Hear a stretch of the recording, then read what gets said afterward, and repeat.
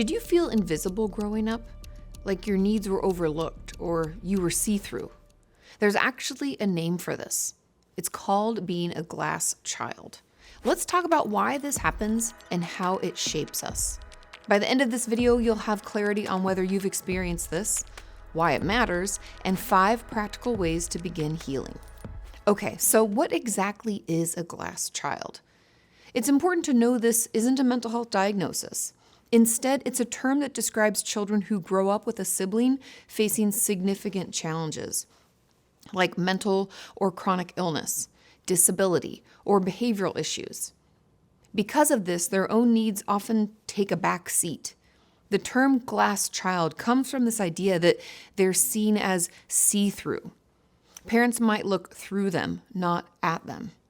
The siblings' needs take up so much space, emotionally, logistically, or even physically, that the glass child feels invisible. Hi, I'm Ruby. Hi, Ruby. Here we go, and Avimore with And Ewan. Now, my brother was born with a cleft lip and palate. Therefore, he had to have a ton of surgeries to correct it, which means there were doctor's appointments to go to and even speech therapy to ensure he could clearly communicate. And this was terrible and traumatizing for him. But what this meant for me was that I wasn't as noticed or prioritized. Honestly, because I didn't have as many needs, right? My mom even has this note that I wrote when I was really little, telling her that I wanted more attention.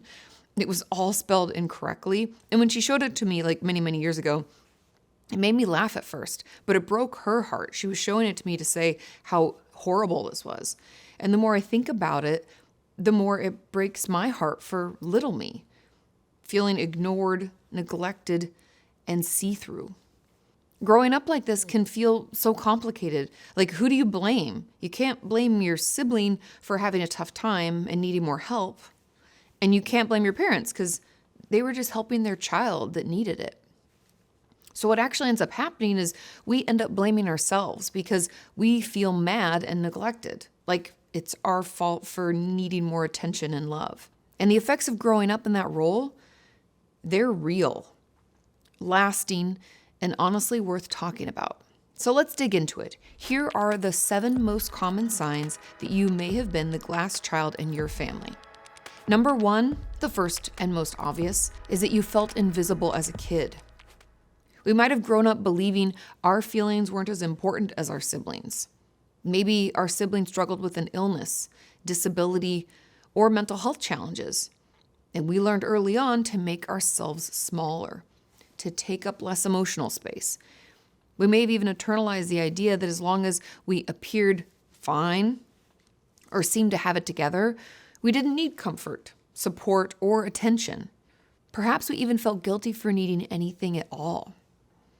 We might even have clear memories of being praised for being so mature, so independent, or such a big helper.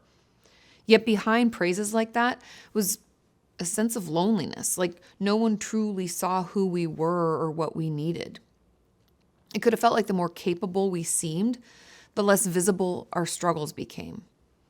And as I even say this, I realize that this could so easily connect with those of us who are eldest daughters too, because we can share so many of these traits. We might even recall times when we were silently in crisis, when our own needs and pain felt overwhelming. Yet, we still believe there wasn't space for us to speak up or ask for help. It was as though our pain didn't count because it didn't feel significant enough compared to what was happening around us with our sibling.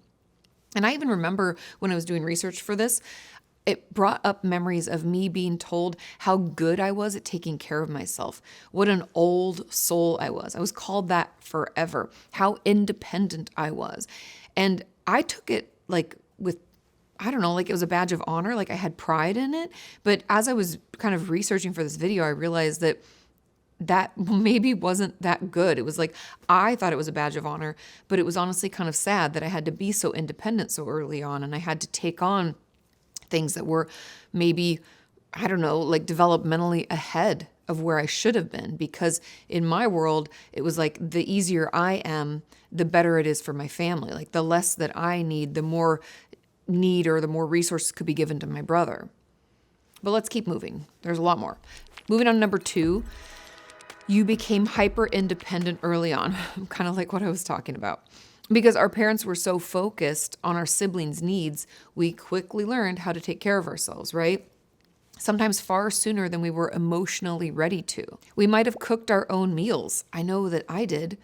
Handled our own school projects, put ourselves to bed, or comforted ourselves through hard days when no one noticed we were struggling. At first, it might have felt empowering. Like I said, I wore it like a badge of honor. After all, we were praised for our maturity, for being self-sufficient, and for needing so little. But over time, it can become exhausting. We probably didn't realize that we deserved care and attention too, because being self-reliant was just our norm. And many of my eating disorder patients are also glass children. And much of their eating disorder behavior is tied to this belief that it's better if they don't need anything. And the less they need, the better. And this can lead to restriction in so many aspects of life. And now, as an adult, we might find ourselves fiercely independent, or what I would call toxically independent. Maybe even to our own detriment, right? Asking for help can feel like a failure. Vulnerability or an admission that we're not strong enough, it's terrible. We might not even know how to reach out because no one ever modeled that for us. Allowing someone else in, trusting them to care for us or share the burden, can feel deeply uncomfortable. It might even trigger anxiety or make us feel unsafe because vulnerability never had space in our childhood. We spent so many years relying on ourselves that the thought of letting anyone else take care of us feels foreign, risky, maybe even impossible. Number 3, you struggle with resentment and guilt about that resentment. Deep down, we love our siblings fiercely, and we understand that none of this was their fault, right? Like my brother didn't choose to be born with a cleft lip and palate. None of our siblings chose their circumstances or the attention they required. They might have even hated it. But that understanding doesn't magically erase all the years that we spent feeling unseen, neglected, and emotionally abandoned. Sometimes when we reflect on our childhood, we can't help but feel a wave of sadness or even anger that our parents didn't, or maybe couldn't, show up for us in the same way. There's like a quiet ache in remembering how we handled our pain alone, how we were forced to bottle up our emotions or minimize our struggles because our siblings' needs seemed so much greater. And immediately after that resentment surfaces, the guilt follows. We tell ourselves things like, they were doing their best, or, my sibling had it so much worse. Like I just said, it was horrible for my brother and super traumatizing. Almost like because they had it so much worse, I don't have a right to feel this way. We might even feel ashamed for harboring these feelings as they somehow make us selfish or seem ungrateful. And it becomes like a painful cycle. Resentment giving way to guilt, guilt amplifying the resentment, and all the while feeling unsure how to untangle our true feelings.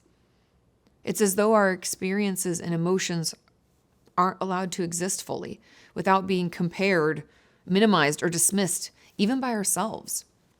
And this loop is exhausting, and it's hard to know exactly where the resentment ends and the guilt begins. All we know is it hurts, and we don't quite know how to stop feeling stuck in between.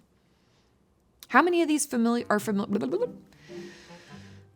How many of these feel familiar so far? Stick around because the next few signs might resonate even deeper. Moving on to number 4, you become the peacekeeper and people pleaser. When our home felt like it might fracture under the stress at any moment, we stepped in as the glue holding everyone together. We were the calm voice, the steady presence, the one who quickly learned to read the room and adjust ourselves accordingly. We might have suppressed our own feelings, desires, and needs, believing that it was our responsibility to keep everyone else happy, stable, and comfortable, even at our own expense. Over time, this meant becoming extra agreeable, almost anticipating the moods and emotions of everyone around us so we could smooth over tension before it even started. We likely got really good at predicting conflict, and did everything possible to prevent it, perhaps losing ourselves in the process. Saying no or standing up for ourselves, or even setting boundaries, could have felt nearly impossible because we were always hyper aware of the emotional ripple effects it could cause. And as exhausting as this role was, and let's be honest, still is, it became our default. It wasn't simply a choice, it was a survival strategy.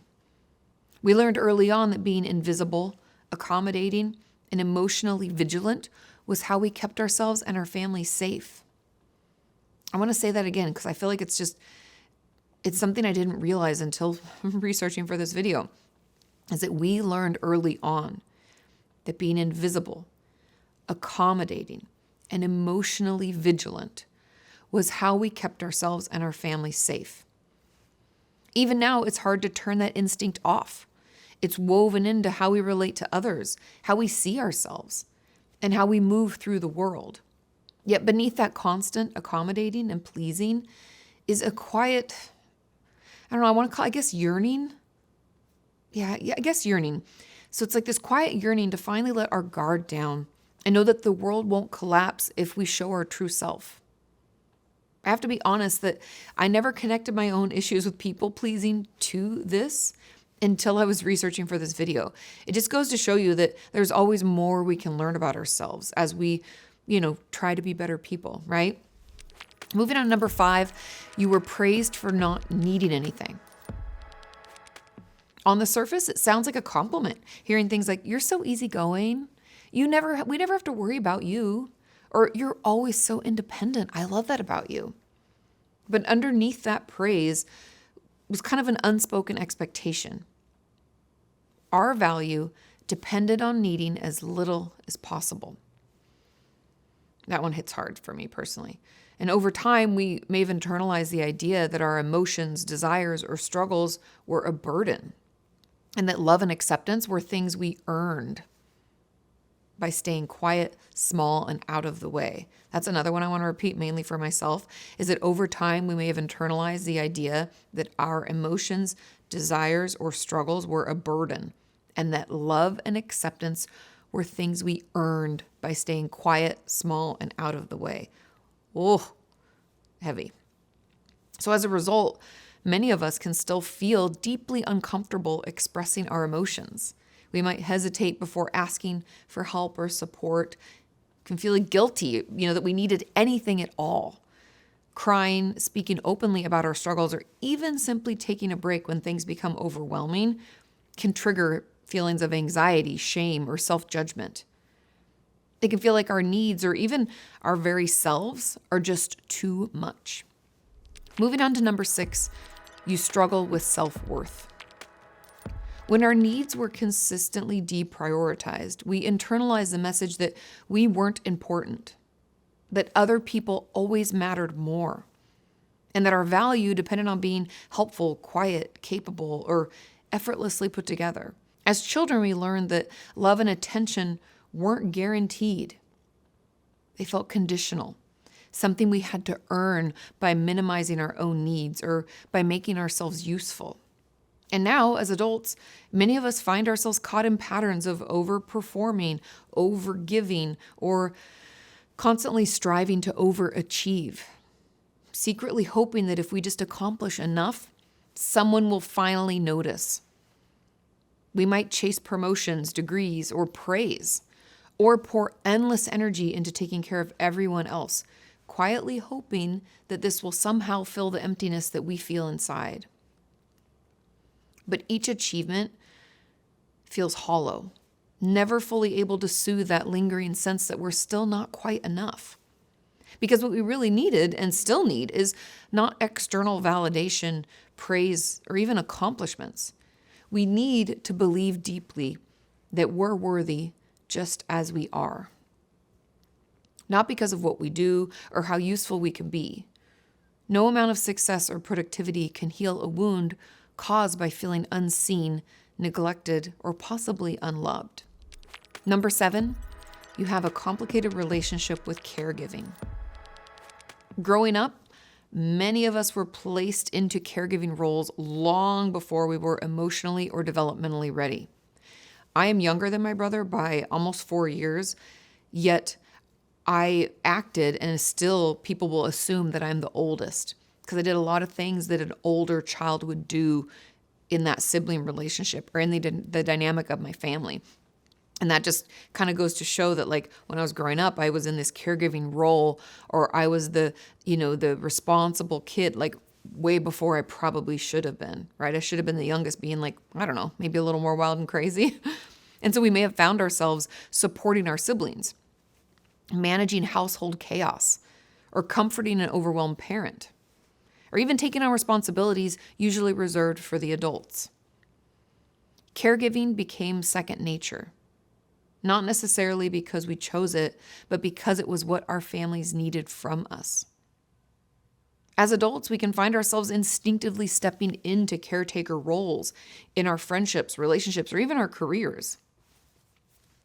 Calling myself out here. We're drawn to helping professions, emotional labor, or being the one everyone turns to in a crisis. We're the therapist friend. We're the dependable one. The person who always knows exactly what to say. We're seen as steady, reliable, calm, someone who can absorb others' emotional burdens without complaint. And while it can feel genuinely fulfilling to care for others, it does, I can speak personally, it very much does. But there can also be this quiet and persistent ache beneath the surface, because deep down, many of us are still asking ourselves the same painful question. Who takes care of me? Who notices when I'm struggling or exhausted or overwhelmed? Who reaches out when I'm the one in need? We often become so good at being the caregiver that asking for or accepting care feels foreign, uncomfortable, and in some cases it can even feel scary. It might seem easier to keep giving, to keep showing up for everyone else, than to risk feeling vulnerable or disappointed by someone else's inability to care for us in return.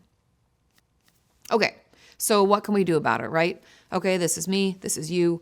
What do we do? Because being a glass child isn't something we chose. It's something that we adapted to. And that doesn't mean we're stuck in these patterns forever. So here are 5 ways that we can begin healing. Number 1, be a detective. We can't change what we don't know or understand. So start noticing the behaviors and the beliefs that came from growing up in this role. Like I told you, I didn't even consider this until researching for this video. I'm 41 years old. Don't tell anybody. It took me that long to realize that maybe some of the things that I thought were tied to this are actually tied to that. Wow, right? So pay attention, like, where do you minimize your feelings? Where do you say, I'm fine, when you're not? Be curious, not judgmental, about the ways you learned to survive. You're not broken, you adapted. Number 2, reclaim your voice. This might mean journaling, talking to a therapist, or even just letting yourself say things out loud that you were never allowed to feel before, let alone say. Things like, I needed more, or that was unfair. I felt alone. These are truths that deserve to be heard, especially by you. Number 3, practice asking for help. I know, easier said than done, but healing means recognizing that you don't have to do it all alone. And I find the best is just to start small. Ask a friend to come with you to an appointment, or grab a coffee for you when you know that they're stopping by Starbucks. Say, can I vent for a second? Instead of keeping it all in and saying you're fine. You're allowed to take up space in your relationships and in life. Number 4, set boundaries around caregiving. I know, you may still feel responsible for everyone's emotional well-being, but you get to choose what you give now. Just because you can carry it doesn't mean you should. Your worth isn't measured by your usefulness. If you don't have the energy or aren't able to help, say so.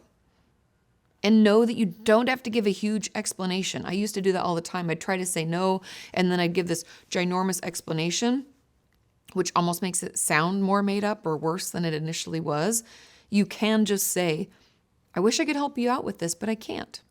And leave it at that. Also, remember, no is a full sentence. Number 5, get to know who you are outside this role. Who are you when you're not being the responsible one? What do you enjoy? What makes you laugh? What do you want, need, and feel? This is the part where you get to discover who you are beyond the glass. Did this resonate with you? Let me know in the comments. I'd love to hear your story or which signs you recognized in yourself. And if this video helped, please share it with someone who needs it. Thank you so much for watching. Have a wonderful week, and I'll see you next time.